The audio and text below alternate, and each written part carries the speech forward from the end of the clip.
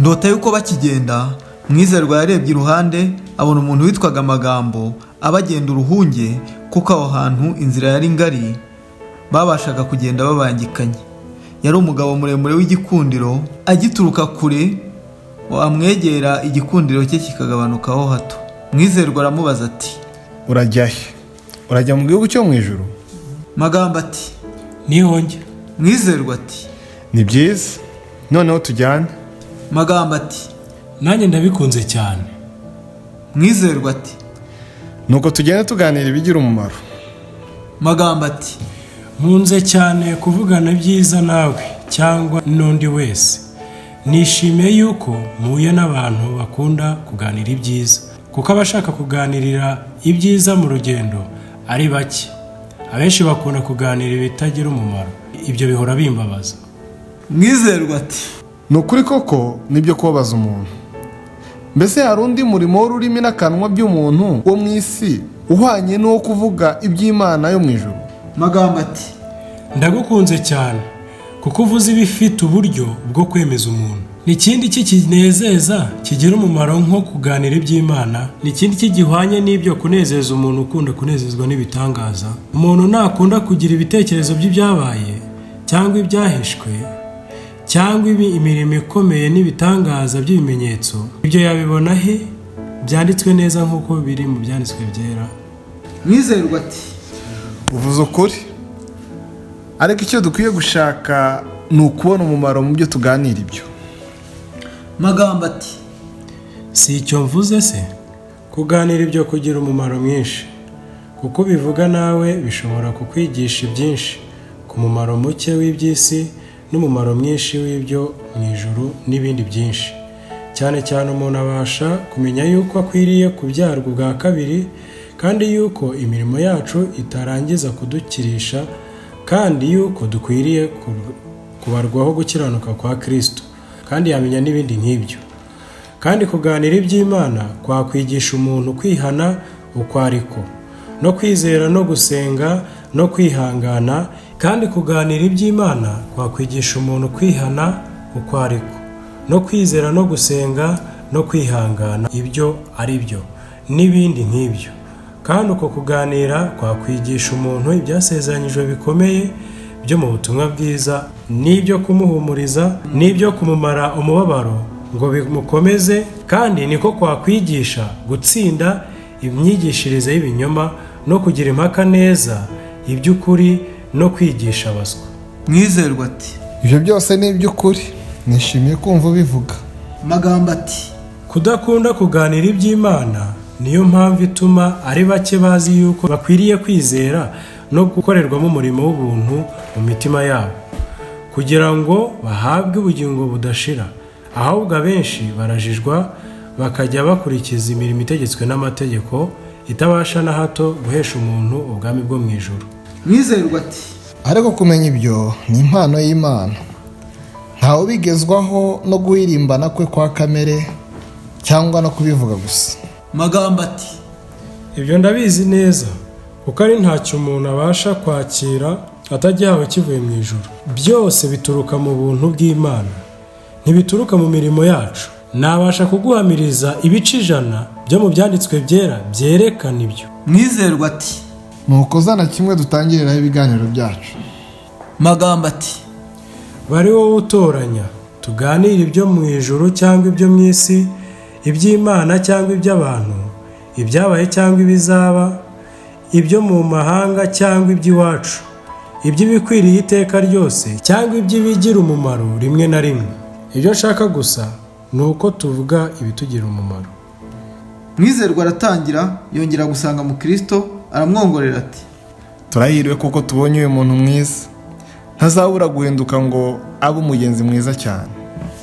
Mu Kristo aramwenyura aramubwira ati, uyu muntu ukunze utyo yabesha abantu batamuzi 20. Mwizerwa ati, mbese uramuzi? Mu Kristo ati, uko muzi biruta uko yiyizi. Mwizerwa ati, yitwa nde? Mu Kristo ati, yitwa Magambo, atuye mu mudugudu wacu. Ntangajwe nuko utamuzi, ahari nuko umudugudu wacu urimo abantu benshi. Mwizerwa ati ni mwene ndi, atuye hagana he? Mukristo ati ni mwene vuga neza, atuye mu murenge witwa Muvugabupfu. Ngo iby'igikundiro ni iby'umumaro muke. Mwizerwa ati ku bwanjye mbonye ko ari mwiza cyane. Mukristo ati niko ababonekera batamuzi neza, kuko ubwiza bwe bubonwa cyane ari kure y'iwabo. Iyo ageze bugufi bwaho aba mubi. Mwizerwa ati Ahari urakina, nabonye umwenyura. Mukristo ati ntibikabeho, nubwo namwenyuye ibyo sinabikinisha kandi sinabeshyira umuntu. Reka nongere ngusobanurire uko ari. Akunda kubana n'umuntu wese uko ari kose, agakunda ibiganiro byose. Uko aganiriye nawe none niko azaganira n'abandi niyicara mu banywa. Uko inzoga imugwira mu mutwe niko arushaho kuganira nk'ibyo yaganiriye nawe. Kubaha Imana ni kuri mu mutima we, cyangwa mu nzu ye, cyangwa mu ngeso ze. Uko afite kose kuri ku rurimi rwe. Kuri we kubaha Imana ni ukubombokeranya ururimi rwe. Mwizerwa ati Niko biri? Niba ariko biri najijwe cyane, ntameze uko namutekerezaga. Mukristo ati Wajijwe koko. Ibuka wa mugani ngo ibyo bavuga ntibabikora, ariko ubwami bw'Imana si ubw'amagambo ahubwo ni ubw'imbaraga. Avuga cyane ibyo gusenga no kwihana no kwizera no kubyara ubwa kabiri, ariko ntabyo afite. Azi kubivuga gusa. Nabaye mu nzu ye, namwitegereje ari iwe kandi ari n'ahandi, nzi yuko ibyo muvuze hari ukuri. Inzu ye ntirimo kubaha Imana nk'uko umurenda w'igi utarimo akaryohe. Iyo ari iwe ntasenga, ntiyihana ibyaha bye. Inyamaswa uko ziri zimurusha cyane gukorera Imana. Azanira kubaha Imana ikizinga n'igitutsi n'isoni mu maso y'abamuzi bose. Muri icyo gice cy'umudugudu wacu niyo watumye hatagira n'umwe uvuga neza kubaha Imana. Aboroheje bamuzi baramuvuga bati mu nzu ye ni dayimoni, ahandi ni uwera. Babariye abari iwe, bazi yuko ariko ari. Ni umunyamwaga, ni umunyarutoto. Akoresha umuntu ibyo adashoboye. Abagaragu be ntibazi uko bamukorera, biganyira kumubwira. Abagura nawe bavuga yuko kugura n'umupagani kuruta kugura nawe, kuko umupagani uko ari yagura neza kumurusha. Magambo yabibasha yabariganya akabahenda, kandi yigisha abana be kugera ikirenge mu cye. Iyo abonye muri bo utewe no gutinyishwa n'ubusa, niko yita umutima utangiye kwanga ibyaha. Amwita umupfapfa utagira icyazi. Ntakunde kumukoresha imirimo ikomeye cyangwa kumushimira imbere y'abandi. Ubwanjye ngira ngo yagushishije benshi ingeso ze mbi, kandi Imana nitabibuza azazirimburisha n'abandi benshi. Mwizerwa ati Mwene data, sinakwanga kwemera ibyo uvuze. Si uko uvuze ko umuzi gusa, ariko kandi ni uko uba ari inkuru z'abantu nk'uko bikwiriye umukristo. Sinatekereza yuko ubivugishijwe n'urwango, ahubwo ni uko bimeze nk'uko uvuze. Mukristo ati Iyo ntakurusha kumumenya, ahari mba namushimye nk'uko wabanje kumushima. Kandi iyo avugwa nabi n'abanga kubaha Imana bonyine, mba naratekereje yuko bamubeshyera, nk'uko abantu babi bakunda kubeshyera abubaha Imana. Ariko ibyo mvuze n'ibindi byinshi bihwanye nabyo mbasha kubimushinja nanjye ubwanjye. Kandi abubaha Imana abakoze isoni, ntibatinyuka kumwita mwene se cyangwa inshuti yabo, no kumva izina rye gutera abamuzi ipfunwe. Mwizerwa ati Mbonye yuko kuvuga no gukora bitagira aho bihuriye. Uhereye none nzajya nibuka iryo tandukaniro neza. Mukristo ati Ntibigira aho bihuriye koko. Bitandukana nk'uko ubugingo butandukana n'umubiri. Nk'uko umubiri udafite ubugingo ari intumbi gusa, niko kuvuga kuri konyine ari intumbi gusa. Ubugingo bwo kubaha Imana ni ugukora ibihura nako. Nk'uko Yakobo yavuze ati kubaha kwiza kutandura imbere y'Imana Data wa twese ni ugusura imfubyi n'abapfakazi mu mibabaro yabo no kwirinda kutanduzwa n'iby'isi. Magambo ntazi ibyo, yibwira yuko kumva no kuvuga bihagije guhindura umuntu umukristo mwiza. Niko yibeshya. Kumva ni nko kubibwamo imbuto. Kuvuga ntikurangiza kwerekana yuko umutima w'ingeso byeza imbuto. Tumenye neza yuko ku munsi w'amateka abantu bazacirwa imanza zihwanye n'imbuto beza. Icyo gihe ntibazabazwa ngo mwarizeraga, ahubwo bazabazwa ngo mwarakoraga cyangwa mwaravugaga gusa, maze bacirwa imanza z'ibyo. Igitabo cy'Imana kigereranya imperuka y'isi n'isarura, kandi nzi yuko mu isarura ntawe usarura ibyagumba. Si ukuvuga yuko hari icyemerwa kidaturutse mu kwizera, ahubwo ibyo mvuze byerekana yuko ibyo magambo yatura bitazagira umumaro kuri uwo munsi. Mwizerwa ati, ibyo binyibukije ibyo Mose yavuze byo gutandukanya inyamaswa itazira n'izira. Itazira ni iyatuye inzara ikuza, si iyatuye inzara gusa cyangwa iyuza gusa. Urukwavu ruruza ariko rurazira kuko rutatuye inzara. Ibyo bihwanye koko n'ibya magambo aruzi, ashaka ubwenge, akuza ijambo ry'Imana, ariko ntiyatuye inzara. Ntatandukana n'inzira y'abanyabyaha, ahubwo ameze nk'urukwavu, koko afite ijanja nk'iry'imbwa cyangwa iry'impyisi, nicyo gituma azira. Mukristo ati, usobanuye neza ayo magambo y'ibyanditswe byera. Nanjye mfite ibyo nshaka kongeraho. Hari abo Pawulo yita imiringa ivuga nk'ibyuma birenga, kandi abo ni abanyamagambo menshi. Ahandi abita ibidafite ubugingo bigira amajwi n'ibidafite ubugingo. Bisobanurwa ngo ni abadafite kwizera nyakuri n'ubuntu nyakuri bivugwa mu butumwa bwiza. Icyo gituma batazashyiranwa mu bwami bwo mu ijuru n'abana b'ubugingo, naho ijwi ryabo no kuvuga kwabo byahwana n'iby'abamarayika. mwizerwa ati, uko nashakaga kugumana nawe ubwa mbere ntikungana n'uko murambiwe kuri ubu. Tugere dute ngo tumwiyake? Mukristo ati, Reka nkugire inama unyumvire. Urabona nawe akurambiwe, keretse Imana yakora ku mutima we ikawuhindura. mwizerwa ati, Urashaka ko ngira nte? Mukristo ati, Yenda uganire nawe iby'imbaraga zikoresha umuntu iby'Imana ikunda. Namara kubishima uko atari bubure kwemera ibyo uvuze, mubaze umweruriye yuko izo mbaraga ziba mu mutima we, zikagaragara mu nzu ye no mu ngeso ze. mwizerwa yicuma imbere, yegera Magambo aramubaza ati, Wiriwe ute? Magambo aramusubiza ati, Niriwe neza, ariko iyo tuba tukiganira tukageza ubu tuba tuganiriye byinshi. mwizerwa ati, Tuganire. Kandi ubwo wemeye ko aba ari njye ubanza kukubaza, ndakubaza ibi: ubuntu bw'Imana bukiza bwo mu mutima w'umuntu bwiyerekana bute? Magambo ati, Mbonye yuko tugiye kuganira iby'imbaraga zo kubaha Imana.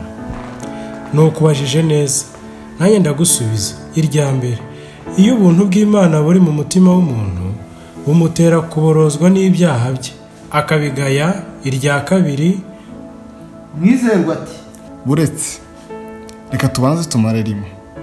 Ahubwo wari ukwiye kuvuga uti, ubuntu bw'Imana bwiyerekana kuko bwangisha umutima ibyaha byawo. Magambo ati, kuborozwa n'ibyaha no kubyanga bitandukana bite? mwizerwa ati, Itandukaniro ni ryinshi. Umuntu yaborozwa n'ibyaha ngo yibonere ibigira icyo bimumarira, ariko ntabasha kubyangishwa n'ikindi nkeretse Imana ari ibimwangishije. Numvise benshi baborozwa n'ibyaha bakabwiririza abantu mu rusengero, ariko mu mitima yabo no mu ngo zabo no mu ngeso zabo bakemera kugumana nabyo. Nyirabuja wa Yosefu yatakishije ijwi rirenga nk'uwirinda gusambana cyane, ariko nubwo yatatse atyo, iyo Yosefu akunda aba yarasambanye nawe abikunze cyane. Bamwe baborozwa n'ibyaha nk'uko nyina acyaha akana akikiye ati, wa munyamwanda we, wa gakobwa kabi we, maze ubwa nyuma akagahobera akagasoma. Magambo ati, Mbonye yuko ushaka kuntegesha amagambo. mwizerwa ati, Oya, icyo nshaka ni ugutunganya ibyo uvuze gusa. Ariko irindi jambo rya kabiri ni irihe rigaragaza ubuntu bw'Imana bukorera mu mutima w'umuntu? Magambo ati, Ni uko amenya cyane ibyahishwe byo mu butumwa bwiza. mwizerwa ati, Icyo kimenyetso nicyo cyari gikwiye kubanza. Ariko naho cyabanza cyangwa kigaheruka, nacyo si ikimenyetso cy'ukuri, kuko umuntu yabasha kumenya ibyahishwe byo mu butumwa bwiza ntakorerwemo n'ubuntu bw'Imana. Ndetse naho umuntu yagira ubwenge bwose, byashoboka ko ari ntacyo ari cyo, bigatuma ataba umwana w'Imana. Hariho kumenya kudafatanya no gukora, kuko Yesu yavuze ati, uzi ibyo shebuja ashaka ntabikore azakubitwa inkoni nyinshi. Umuntu yabasha kumenya byinshi nk'ibitazwi na marayika, ntabe umukristo. Nicyo gituma ikimenyetso cyawe atari icy'ukuri, ndetse kumenya kunezeza abanyamagambo n'abirarira, ariko gukora niko kunezeza Imana. Si ukuvuga yuko umutima ubasha gutungana udafite ubwenge bw'iby'Imana, kuko umutima utagira ubwo bwenge uba ntacyo ari cyo. Hariho ubwenge bw'uburyo bwinshi, bumwe n'ubwo gutata iby'Imana gusa, ubundi bufatanye n'ubuntu no kwizera bituruka mu rukundo, bushakisha umuntu gukora iby'Imana ikunda abikundishije umutima wose. Ubwa mbere buhaza umunyamagambo, ariko umukristo nyakuri ahazwa n'ubwa kabiri bwonyine, kuko byanditswe ngo umpe ubwenge kugira ngo nitondere amategeko yawe, nyitondereshe umutima wose. Magambo ati, wongeye gushaka kuntegesha amagambo, ibyo si ibyo gukomeza umuntu. Mwizerwa ati, ongera umbwire ikindi kimenyetso kigaragaza yuko ubuntu bw'Imana bukorera mu muntu. Magambo ati, oya, mbonye yuko tutari buhuze umutima. Mwizerwa ati, nudakunda kumbwira icyo kimenyetso nyemerera nkikubwire. Magambo ati, Kivuge. Mwizerwa ati, ubuntu bw'Imana bwiyerekana mu mutima w'umuntu, bukagaragarira n'abandi butya. Ubufite bumwemeza ko ari umunyabyaha, cyane cyane yuko kamere ye yanduye, kandi ko afite icyaha cyo kutizera. Kandi bumwemeza yuko ibyo bitazabura kumuzanira gucirwaho iteka natizera Yesu Kristo akamuhesha kubabarirwa n'Imana. Uko kwimenyaho ibyaha bikamuzanira kugira agahinda n'isoni by'ibyaha bye, kandi akamenya ko ahishuriwe ko Yesu ari we mukiza w'abari mu isi, kandi yuko ushaka ubugingo budashira akwiye rwose kumugundira. Ibyo bikamutera kumugirira inzara n'inyota. Abagira batyo nibo bahabwa ibyasezeranijwe byo mu butumwa. Uko kwizera umukiza we kungana, niko n'urukundo akunda gukiranuka rungana, niko no kwifuza kurushaho kumenya Yesu no kumukorera muri iyi si kungana. Abandi babana nawe bereka uwo murimo w'ubuntu bumurimo batya. Icya mbere, bawerekwa nuko ahamya ibya Kristo n'ibyo yamukoreye. Icya kabiri, bawerekwa n'ingeso ze zihwanye n'uko guhamya. Bisobanurwa ngo ahora arukiranuka mu bugingo bwe no mu byo agirira umugore we n'abana be, no mu byo agirira abandi. Mu bugingo bwe yanga ibyaha akabyirinda. Abiwe nabo iyo ababonye babikora arabahana, n'abahandi hose agira umwete wo kubakundisha ibyo gukiranuka. Ntabivuga gusa nk'indyarya cyangwa abanyamagambo, ahubwo abisohoza mu byo akora byose, nk'uko Imana ibimutegeka mu ijambo ryayo. Abiterwa no kuyizera n'urukundo rwayo. Nuko maze kukubwira mu magambo make iby'umurimo w'ubuntu bw'Imana nuko byerekana, niba ufite impaka ubigishe, uzibigishe, kandi niba utazifite nyemerera nkubaze ijambo rya kabiri. Magambo ati, oya, sinjye impaka nonaha, ahubwo nemeye kukumva, maze iryo jambo rya kabiri. Mwizerwa ati, nkubaze ijambo ryanjye rya kabiri. Mu mutima wawe ubonye uwo murimo w'ubuntu kuko nkuvuze, ingeso zawe zirawuhamya yuko ariko uri, cyangwa kubaha nuko amagambo n'ururimi, kutari uko imirimo n'ukuri. Ndakwinginga niba wemeye kunsubiza ibyo, ntumbwire amagambo utazi ko Imana yayashima ko ari ay'ukuri. Ntumbwire ijambo umutima wawe utabasha guhamya, kuko uwiyogeza atari ushimwa, keretse uw'Umwami wacu yogeza ni ushimwa. Kandi kwivuga utimeze ntya na gutya, ingeso zawe n'abaturanyi bawe bose bigahamya yuko ubeshye, ni icyaha gikomeye cyane. Magambo yumvise ibyo abanza kugira ipfunwe, ageze aho arinyumanganya aramusubiza ati, noneho ngeze ku mimerere y'abantu no ku byo biyiziho no ku byo Imana ibatekerezaho, kandi urashaka ko nyitangaho umugabo w'ibyo mvuga. Sinari nzi yuko uri buvuge nk'ibyo. Nanjye sinkunda gusubiza ibisa bityo, sinemeye no kwigira umucamanza w'ibyanjye, ariko ndakwinginze mbwira igituma ubaza ibyo. Mwizerwa ati nuko nabonye ukunda kuganira kandi nuko ntamenye yuko ubizi ubwawe cyangwa ko ari ikekwe gusa. Kandi reka nkubwire iby'ukuri byose, numvise yuko kubaha kwawe ari ukw'amagambo gusa, kandi yuko ingeso zawe zinyurana n'ibyo watura. Bavuga yuko uri ikizinga mu bakristo, kandi yuko ingeso zawe mbi zakojeje isoni kubaha Imana. Ngo bamwe bamaze kugushwa n'ingeso zawe, abandi benshi bari mu kaga ko kurimbuzwa nazo. Ngo kubaha kwawe kubasha gufatana no kwicara mu munwi no kwifuza ibiteye isoni no gusambana no gutuka Imana no kubeshya no kubana n'abantu babi.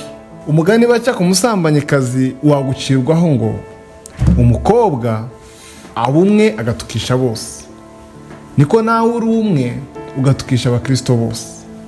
Magambo ati Ubwo ukunda gushyushya inkuru no guca urwumwe, mbonye yuko uri umunyacyanganga n'inyangabirama. Kuganira kwawe ntacyo bimaze, nukurabeho. maze Mukristo yegera Mwizerwa aramubwira ati sinakubwiye uko biri bube, ibyo umubwira ntibihura n'ibyo yifuza. Akunda gutandukana nawe biruta kwitunganya. Aragiye nuko nagende, niwe wigiriye nabi. Kandi intumwa Pawulo yarategetse iti ujye utandukana n'abameze batyo. Mwizerwa ati Nishimiye yuko naganiriye nawe ibyo, ahari azongera byibuke, kandi namweruriye yarimbuka amaraso ye ntiyambaho. Mukristo ati Wakoze neza yuko wamweruriye. Muri iyi minsi abenshi ntibakunda kubwira bagenzi babo ibikwiriye bitanezeza nk'ibyo. Icyo gituma kubaha Imana kwanga urunuka n'abantu benshi, kuko abanyamagambo bameze nk'uriya bubaha Imana mu magambo gusa, bagira ingeso mbi rwose. Kuko bemererwa kubana n'abakristo nibo bashidikanyisha ab'isi, bagakoza isoni ubukristo bugororotse. Icyampa abantu bose bakagira abameze batyo nk'ibyo ugira uriya, ahari bahinduka abakora ibikwiriye abubaha Imana, cyangwa batinya Imana n'abera. Mwizerwa ahera ko araririmba ati Erega amagambo we, ko kuvuga neza, uzi gusobanura iby'Imana byose, ibyo bigushakisha kwigira munini, kandi uko kwiyemera mbese uzabigeza he? Reka tukwibarize ku bugingo bwawe, warihanye uzinukwa iby'Imana yanga? Mbeko udashubije nta magambo ufite? Turakubabariye, ibyo ntibikurimo. nuko bagenda baganira ibyo babonye mu nzira. Ibiganiro byabo bibagiza kuramba k'urugendo rwabo rwo mu butayu.